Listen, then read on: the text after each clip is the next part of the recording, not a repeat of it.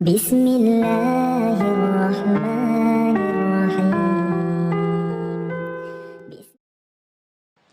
Teman-teman sekalian, saya ingat banget sama Hubabah Zahra itu. Itu adalah orang yang ada kejadian apa aja, beliau selalu ingatnya sama akhirat. Saya pernah satu waktu lagi di majelis di waktu malam gitu ya, kita lagi hataman Quran. Terus lagi ada majelis lah gitu kan. Di waktu malam-malam di Daruz Zahra ada Hubabah Zahra di situ. Di depan kita semuanya gitu ya. Lagi kita enak-enak gitu di majelis tersebut itu tiba-tiba lampunya mati. Itu yang namanya anak-anak santri, begitu lampu mati ini sama kayak mak-mak gini nih, kayak ibu-ibu nih, kayak teman-teman di sini juga. Kalau lampu mati di waktu malam gelap semuanya, apa yang biasanya kamu langsung lakukan? Teriak, kayak yang gitu kan, kaget gitu, lampu mati teriak gitu. Semuanya seperti itu, gitu kan, kecuali Hubabah Zahra. Hubabah Zahra begitu lampu mati, itu beliau langsung bilang kayak gini, Allahumma nawwir kuburana ya Rabb.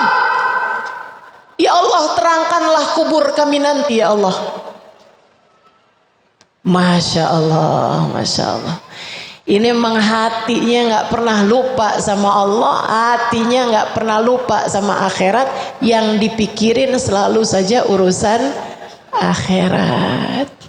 Ini jadi perempuan bernilai teman-teman, yang doanya mustajab, yang selalu dipandang Allah dengan pandangan kasih sayangnya. Nah kalau bicara taat, Hubabah ini cerita disampaikan sama putri beliau. Jadi waktu saya nulis bikin buku Bidadari Bumi, saya kirim surat sama cucu Hubabah Zahra. Waktu itu Hubabah Zahranya udah meninggal. Waktu saya bikin buku Bidadari Bumi kedua, itu baru aja ya di masa pandemi kemarin, tahun 2021. Saya masukkan beliau sebagai salah satu dari bidadari-bidadari bumi. Saya kirim surat sama cucunya, saya minta diceritain tentang neneknya. Akhirnya kemudian mereka cerita tuh, mereka bikin surat panjang sama saya, ceritain tentang kehidupannya, biografinya Hubabah Zahra. Ini salah satu cerita yang saya dapeti dari putri beliau. Teman-teman saya sekalian, kata putrinya gini, Hubabah Zahra itu saya tinggal bersama dengan Hubabah Zahra dari sejak saya muda sampai dengan saya umur gitu kan ya. Itu dia bilang tidak ada satu malam pun yang umi saya ketinggalan tahajud. Umi saya gak pernah ninggal tahajud kecuali satu kali, satu malam doang. Seumur hidup teman-teman, gak pernah ninggal tahajud kecuali satu malam. Dan tahajud bukan asal tahajud. Kata putri-putrinya, kami kalau malam-malam kebangun, kemudian kami keluar dari kamar kayak mau ngambil air, mau ngambil minum, mau kamar mandi gitu, kami suka lewatin kamarnya Umi dan kami sering mendengar isak tangis Umi dari dalam kamar. Tahajud dengan linangan air mata, dengan tangisan. Apa yang beliau minta? Ya Allah, sayangi saya ya Allah. Ya Allah, ampuni saya ya Allah. Ya Allah, sayangi keluarga saya ya Allah. Ya Allah, ampuni semuanya ya Allah. Ya Allah, gitu. Sedikit sekalian saya muliakan, dibilang umi saya seumur hidupnya nggak pernah ninggal tahajud ya, dari mulai remaja gitu kan nggak pernah. Sekali-sekalinya doang nih ninggal tahajud, gara-garanya malam hari itu beliau lelah dan sedang kurang sehat juga. Kemudian memang lagi habis selesai acara gitu, jadi mau badan udah capek banget juga gitu kan. Tidurnya udah larut malam, beliau bangun ketika dengar suara adzan. Beliau tuh tinggalnya di samping Masjid Al-Mudhar. Jadi beliau nggak bangun sampai dengar suara azan. Pas bangun itu pas adzan subuh. Adzan subuh.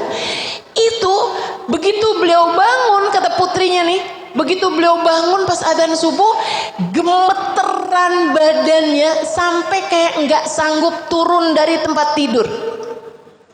Adzan, itu adzan subuh.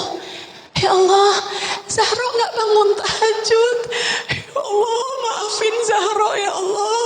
Ya Allah, saya nggak bangun tahajud. Maafin ya Allah. Maafin ya Allah. Gemeteran kakinya kayak nggak bisa bangun dari tempat tidur. Ya Allah, Zahra nggak bangun tahajud ya Allah. Ya Allah, ya Allah. Kasihanin Zahra ya Allah. Astagfirullah. Ampuni ya Allah. Ampuni ya Allah. Kata putrinya, sepanjang hari itu umi saya menangis gak henti karena ketinggalan satu tahajud. Nih, perempuan berharga tuh yang begitu. Hah? Kalau kamu jadi perempuan nangis kamu karena tersinggung. Kalau kamu jadi perempuan nangis kamu karena cemburu. Kalau kamu jadi perempuan nangis kamu karena nggak dapet transferan. Kalau kamu sebagai perempuan nangis kamu karena ada yang ngatain kamu begini, kamu begitu, kamu sakit hati. Itu gak ada bedanya kan antara kamu sama perempuan yang tidak beriman kepada Allah sama perempuan yang kafir. Teman-teman sekalian, maaf sama perempuan yang jual diri itu, sama perempuan yang apa istilahnya itu, wanita tunasusila.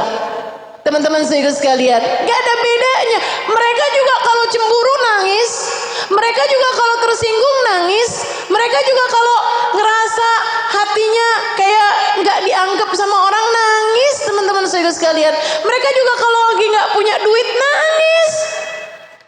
Gak ada bedanya tangisan kamu sama mereka.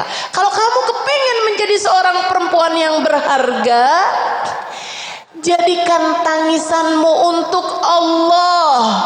Jadikan tangisanmu karena takut kepada Allah.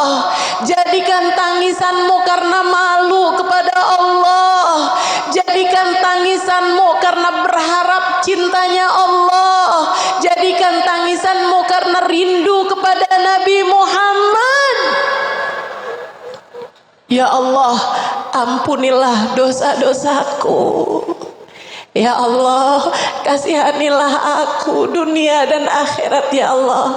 Pandanglah aku dengan pandangan kasih sayangmu. Kalau kamu menangis karena takut di akhirat nanti Allah tidak ridho kepadamu, itu baru yang namanya tangisan.